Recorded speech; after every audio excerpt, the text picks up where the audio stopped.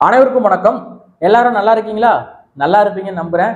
ஆனா நம்மளோட திராவிட பங்காளிகள் இருக்காங்கல்ல, அவங்க நல்லால கொஞ்சம் மன வெறுப்புல இருக்காங்க. அது வெளிப்படையா நமக்கு தெரியுது. ஏன்னா காலங்காலமா கத்துனாங்க, காலங்காலமா அவதூறு பரப்புனாங்க. ஒரு தனி மனிதன் மீது எந்த அளவுக்கு விமர்சனத்தை வைக்க முடியுமோ அந்த அளவுக்கு விமர்சனத்தை வச்சு வீழ்த்திடலாம் அப்படின்னு சொல்லி நினைச்சாங்க. ஆனா கடைசியில இப்படி ஆகி போச்சேப்பா அப்படிங்கிற மன வெறுப்புல தான் அவங்க இருக்காங்க. சமூக வலைதளங்கள்ல பார்த்துருப்பீங்க. இன்ஸ்டாகிராமரா இருக்கட்டும், இல்லை யூடியூபா இருக்கட்டும், ட்விட்டரா இருக்கட்டும், எல்லா இடத்துலையும் பார்த்துருப்பீங்க. நான் வந்து மைக் சின்னத்துல ஓட்டு போட்டேன் அப்படின்னு சொல்லி அவங்கவுங்க ஓட்டு போட்டதை காணொலியா பதிவு பண்ணி அதிகப்படியான நபர்கள் சமூக வலைதளங்கள்ல பதிவேற்றி வந்துகிட்டு இருக்காங்க. ஒரு வீடியோ 2 வீடியோனா அதை கடந்து போயிடலாம். எத்தனை வீடியோவை தள்ளிட்டு போறது? தள்ள தள்ள வந்துகிட்டே இருக்கு. நான் மைக் சின்னத்துல ஓட்டு போட்டேன், நான் மைக் சின்னத்துல ஓட்டு போட்டேன் அப்படின்னு. இதை பார்க்கும்போது நம்ம திராவிட பங்காளிகளுக்கு வயிற்றெரிச்சல் ஏற்படுமா ஏற்படாதா? நீங்களே சொல்லுங்க. இப்ப நம்மள்ட்டே ஒருத்தன் வந்து நான் திமுகவுக்கு தான் ஓட்டு போட்டேன் அப்படின்னு சொல்லி நிறைய பேர் வந்து நம்மள சொல்லிக்கிட்டு இருந்தா நமக்கு எப்படி இருக்கும்? நம்மளுடைய மனநிலை எப்படி இருக்கும்? என்னடா இவனுங்க இப்படி பண்ணிக்கிட்டு இருக்கானுங்களே அப்படின்னு தோணுமா தோணாதா? அப்படிதான் அவங்களுக்கு தோணிக்கிட்டு இருக்கு. இன்னைக்கு பயந்து நடுங்கிக்கிட்டு இருக்கானுங்க. நமக்கு வந்து 2021 சட்டமன்ற தேர்தலில் 10 விழுக்காடுக்கும் அதிகமான வாக்குகளை வாங்கி நாம் தமிழர் கட்சி அங்கீகரிக்கப்பட்ட ஒரு கட்சியாக மாறி இருக்க வேண்டும். ஆனா அதை நடக்க விடாம தடுத்து நிறுத்தினது யார் தெரியுமா? நம்ம திராவிட சகோதரர்கள் தான். பிஜேபியோட பி டீம், இவங்களுக்கு போட்டீங்கன்னா பிஜேபி உள்ள வந்துடும் அப்படின்னு சொல்லி கிறிஸ்தவ இஸ்லாமியர்களின் ஓட்டுகள் ஒரு ஓட்டு கூட இல்லாம தடுத்து நிறுத்தியது இந்த திராவிட பங்காளிகள். ஆனா நம்ம ஆரிய பங்காளி இருக்கான் பாரு, அவன் என்ன பண்ணான்? என்ஐஏ சோதனையை போட்டு விடுறா. நேஷனல் இன்வெஸ்டிகேஷன் ஏஜென்சி, இவங்களுக்கு ஏதாவது தீவிரவாத அமைப்பு கூட சம்பந்தம் இருக்கா, துப்பாக்கி தயாரிக்க ஈடுபட்டாங்களா அப்படின்னு சொல்லி பாருங்க அப்படின்னு சொல்லி என்ஐஏ சோதனையை போட்டாங்க. என்ஐஏ அப்படின்னு சொன்னாலே நம்ம நிறைய பேருக்கு தெரியாது. ஆனா இப்ப தெரியுதுன்னா நாம் தமிழர் கட்சிக்கு வந்து சோதனையின் மூலம். ஆனா இஸ்லாமிய மக்களுக்கு என்ஐஏனா என்னன்னு தெரியும். அவங்களை அடக்குமுறை செய்யறதுக்கு அதை பயன்படுத்தக்கூடிய ஒரு ஆயுதம் தான் என்ஐஏவை வச்சு பயன்படுத்துவாங்க இந்த ஆரிய சகோதரர்கள். அப்போ இஸ்லாமிய மக்கள் மிக தெளிவா புரிஞ்சுக்கிட்டாங்க. நாம் தமிழர் கட்சி பிஜேபியோட பி டீம் கிடையாது என்று புரிஞ்சுக்கிட்டு இஸ்லாமிய அமைப்புகள், கிறிஸ்துவ அமைப்புகள் எல்லாம் வந்து அவங்களுடைய ஆதரவை வெளிப்படையா அண்ணன் சீமான் முன்னாடி இனி இந்த முறை எங்களுடைய ஆதரவு நாம் தமிழர் கட்சிக்கு என்று வெளிப்படையா அறிவிச்சாங்க.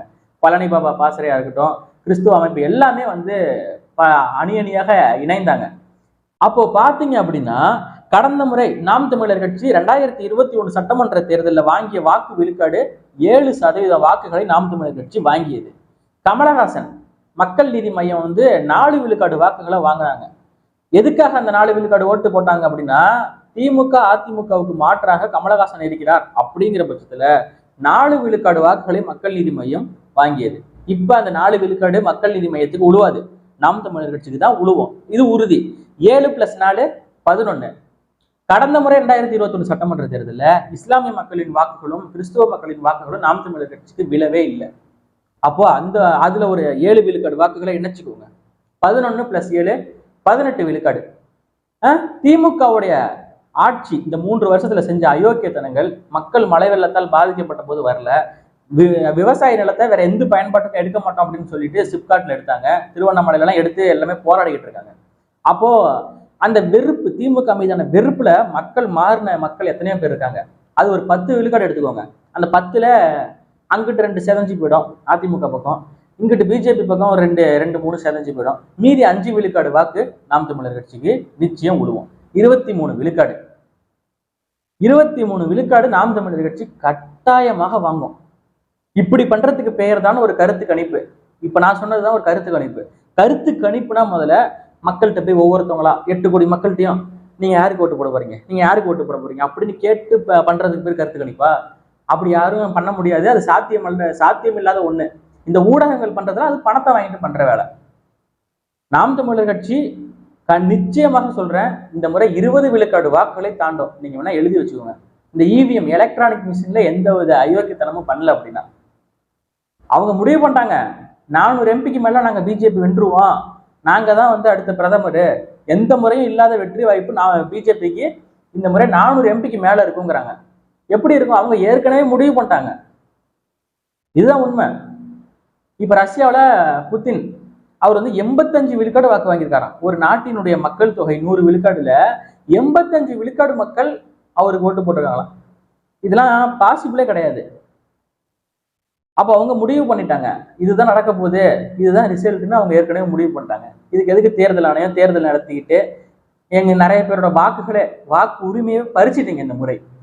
ஓட்டு இருந்தா தானே போடுவ, ஓட்டே இல்லைன்னா எப்படி போடுவ அப்படின்னு சொல்லி தமிழர்களின் வாக்குகளை மட்டும் திட்டமிட்டு தேர்தல் ஆணையம் பறிச்சிருக்காங்க. கடந்த முறை இருந்த வாக்கு லிஸ்ட்ல பூத் லிஸ்ட்ல இருந்த பெயர்கள் எல்லாம் இந்த முறை இல்லாமல் போயிருக்கு. அது நாம் தமிழர் கட்சிக்கு மட்டும்தான் இந்த சோதனை நடக்குமா? ஒரு திமுகவை சேர்ந்த உடன்பிறப்பு என்னுடைய ஓட்டை பறி போயிடுச்சு அப்படின்னு சொல்லி புலம்பு பார்த்துருக்கீங்களா? ஆனா நாம் தமிழர் கட்சியை சேர்ந்தவர்களின் வாக்கு என்னோட பேரே இல்லை அப்படின்னு சொல்லி எத்தனை பேர் வந்து கம்ப்ளைண்ட் பண்றாங்க நம்ம கிட்ட. அப்போ இது திட்டமிட்டு அதிகார வர்க்கத்தால் முடக்கப்படுது. அவ்வளவுதான். நம்மளை பார்த்து எந்த அளவுக்கு பயப்படுறாங்க அப்படின்னா, உதயசூரியன் திமுகவுடைய உதயசூரியன் சின்னம் 76 ஆண்டுகளா இருக்கு. அதிமுகங்கிற இரட்டை இலை சின்னம் 50 வருஷமா இருக்கு. பாஜகவோட தாமரை சின்னம் இந்தியா முழுக்க ஆண்டுகிட்டு இருக்கு, தேசிய மலர் தாமரை. அப்படி இருக்கக்கூடிய பட்சத்துல நேத்து கொடுத்த மைக் சின்னத்தை பார்த்து எந்த அளவுக்கு பதறாங்க பாருங்க. ஏன்னா இந்தியாவிலே எந்த கட்சியும் பண்ணாத அளவுக்கு ட்ரெண்டிங் எல்லாம் ட்விட்டர்ல நம்ம தம்பிகள் பண்ணி உலக அளவுல கொண்டுட்டு போறாங்க. சற்று பயம் இருக்கத்தானே செய்யும். பயம் இருக்கணும். பயம் தமிழன் அப்படின்னா பயம் இருக்கணும். நம்ம என்ன எதிர்பார்க்கிறோம்? உன் வீட்டு சொத்தியா கொடுன்னு கேட்குறோம். எங்களுக்கான அரசியல் அதிகாரத்தை கொடுங்க, எங்களுக்கான உரிமையை கொடுங்க அப்படின்னு தான் கேட்குறோம். இன்னைக்கே ஒரு உதாரணம் சொல்றேன்ப்பா. காவேரியில தண்ணி கேட்குறோம். அங்கேயே தண்ணி இல்லாத வேற விஷயம். ஒரு எடுத்துக்காட்டுக்கு சொல்றேன். தண்ணி கேட்குறோம். அங்க இருக்கக்கூடிய தமிழர் குடியிருப்புகள் தாக்குதலுக்கு உள்ளாகுது. தமிழர்கள் அடிச்சு கொல்லப்படுறாங்கன்னு வச்சுக்கோங்க. தமிழ்நாட்டு அரசியல் களத்திலிருந்து ஒரு அழுத்தம் போகுமா? போகும்னு நினைக்கிறீங்களா நீங்க? முதலமைச்சர் மு.க. ஸ்டாலின் அவர்களுக்கு செருப்பு மாலை அணிவித்து பாடகட்டி இறுதி சடங்குலாம் பண்ணாங்க. அதுக்கே இந்த உடன்பிறப்புகள் மத்தியில் இருந்து ஒரு அழுத்தமும் போல ஒரு கண்டனம் போல அதை பத்தி பேசவே இல்லை. கடந்து போறாங்களா, இக்னோர் பண்றாங்களா? அங்க நடக்கிறதே உங்களுக்கு தெரியாதது போல அப்படியே கடந்து போனாங்க. நம்ம பார்த்தோம். அப்போ அவங்க முதலமைச்சருக்கு இப்படி நடக்கும்போதே அவங்க கடந்து போறாங்கன்னா, தமிழனுக்கு ஏதாவது ஒண்ணு நடந்துச்சுன்னா இவங்க வாயை திறப்பாங்கன்னு நினைக்கிறீங்க? மாநில சுயாட்சி அப்படின்னு பேசக்கூடியவர்கள் என்னைய சோதனை விட்டப்ப ஏன்பா எதிர்த்து பேசல? நீங்க சிறுபான்மை மக்களுக்குலாம் நீங்க பாதுகாப்பு, அந்த சிறுபான்மை மக்களுக்கு எதிராகத்தான் தொடங்கப்பட்டது இந்த என்ஐஏலானுங்கிறது உங்களுக்கு நல்லா தெரியும். இந்த என்ஐஏ சோதனை நாம் தமிழர் கட்சி நிர்வாகிகள் வீட்டு நடக்கும்போது நீங்க ஏன் கண்டனம் தெரிவிக்கல? ரோட்ல ஒரு நாய் செத்து கிடந்தா கூட அதுக்கு 4 பேர் வருவான்டா. தமிழ செத்து கிடந்தா ஒரு நாய் கூட நம்மளை மதிக்காது. ஆந்திர காட்டுக்குள்ள சுட்டு போட்டானே ஒரே ஒரு கண்டன குரல், இது தவறு பண்ணிட்டீங்கடா, நீங்க நம்மளாம் திராவிட சகோதரர்கள்ரா, தவறு பண்ணிட்டீங்க அப்படின்னு சொல்லி கர்நாடகாவிலேருந்து ஒரு கண்டன குரல், ஆந்திராவில இருந்து ஒரு அழுகுரல், கேரளாவில இருந்து ஒரு குரல். இவ்வளவு இருக்கட்டும், தமிழ்நாட்டிலிருந்து இது தவறு அப்படின்னு சொல்லி தமிழ்நாட்டின் அதிகாரத்தில் இருக்கக்கூடிய போனுச்சா? ஒண்ணுமே நடக்கலையே. அப்ப தமிழினுடைய இது வேணும், பொருளாதாரம்லாம் வேணும், மழை வளம் வேணும், நீர் வளம் வேணும், அவனுடைய உழைப்பு வேணும், எல்லாம் வேணும். ஆனா அவன் உயிர் போறப்ப மட்டும் நீங்க கண்டுக்க மாட்டீங்க. அப்போ இவ்வளவு பிரச்சனைகள் இருக்கு நாட்டுல. நமக்கான உரிமை இல்லை, கனிம வளங்கள் கொள்ளையடிக்கப்படுது, அரசியல் அதிகாரமற்ற ஒரு மக்களா நம்ம இருக்கோங்கிறத தொடர்ச்சியா நம்ம பேசிட்டு வரோம். நாம் தமிழர் கட்சியை சேர்ந்த இளைஞர்கள் தொடர்ச்சியா பேசிட்டு வந்துட்டு இருக்காங்க. அப்போ மக்கள் கொஞ்சம் விழிப்புணர்வு அடைஞ்சிட்டாங்க. ஆனா நம்ம இத்தனை நாள் கத்துனத்துக்கான பலன் நமக்கு என்ன தெரியுமா? மக்கள் மத்தியில் நாம் தமிழர் கட்சி அங்கீகரிக்கப்பட்ட கட்சியாக மாறிவிட்டது. அரசியல் களத்துல 7 விழுக்காடு வாக்கு தான் வாங்கியிருக்கு. நாம் தமிழர் கட்சி அங்கீகரிக்கப்படாத ஒரு கட்சின்னு சொல்லலாம். ஆனா நாங்கள் மக்கள் மத்தியில் அங்கீகரிக்கப்பட்ட கட்சி. எடுத்துக்காட்டுக்கு ஒரே ஒரு விஷயம் தான் சொல்லணும். வேங்கை வயல் நீர்த்தொட்டி பிரச்சனை, அந்த ஊருக்குள்ள எந்த அரசியல் கட்சியும் ஓட்டு கேட்டு போக முடியாது, அந்த மக்களை அனுமதிக்கல, தேர்தலையே புறக்கணிக்கணும்னு சொல்லியிருக்காங்க. ஆனா நாம் தமிழர் கட்சி போனப்ப மட்டும் மக்கள் எதிர்ப்பு தெரிவிக்கல, உள்ள அனுமதிச்சிருக்காங்க, வாக்கு கேட்டிருக்காங்க. அதுக்கு அந்த மக்கள் சொல்லியிருக்காங்க, நாங்க தேர்தலை புறக்கணிக்கிறோம், யாருக்கும் ஓட்டு போடலைன்னு. அப்போ நம்ம விழிப்புணர்வை ஏற்படுத்தணும். என்ன சொல்லணும்? பூக்காத காய்க்காத மரத்துக்கு யாரும் தண்ணி ஊற்ற மாட்டாங்கம்மா. அதாவது நீங்க யாருக்குமே ஓட்டு போடலை அப்படின்னா உனக்கு காசு கொடுக்குற வேலை மிச்சம், உன்ட்டு ஓட்டு கேட்கிற வேலை மிச்சம். நீ அவனுக்கு எதிராக ஓட்டு போட்டு இதை செஞ்சவன் இந்த கண்டுபிடிக்காத இந்த அயோக்கிய பயல்களுக்கு எதிராக ஓட்டு போட்டாதான் அவங்களுக்கு ஒரு பயம் வரும். நீங்க அப்பதான் அரசியல் மத்தியில் நீங்க மதிக்கப்படுவீங்கன்னு சொன்னதுக்கு அப்புறம் நாங்க உங்களுக்கு ஓட்டு போடுறோம்னு வேங்கை வயல் மக்கள் நாம் தமிழர் கட்சிக்கு ஓட்டு போட முன் வந்திருக்காங்க. இது முற்றிலும் உண்மை. வேங்கை வயலில் இருக்கக்கூடிய அத்தனை மக்களோட ஓட்டு நாம் தமிழர் கட்சிக்கு தான் விழுந்திருக்கும். இது மக்கள் மத்தியில் அப்ப நாம் தமிழர் கட்சி அங்கீகரிக்கப்பட்ட கட்சியாக மாறி இருக்கு. கடவுள் தூணிலும் இருப்பார் துரும்பிலும் இருப்பார்னு நம்ம கேள்விப்பட்டிருப்போம்.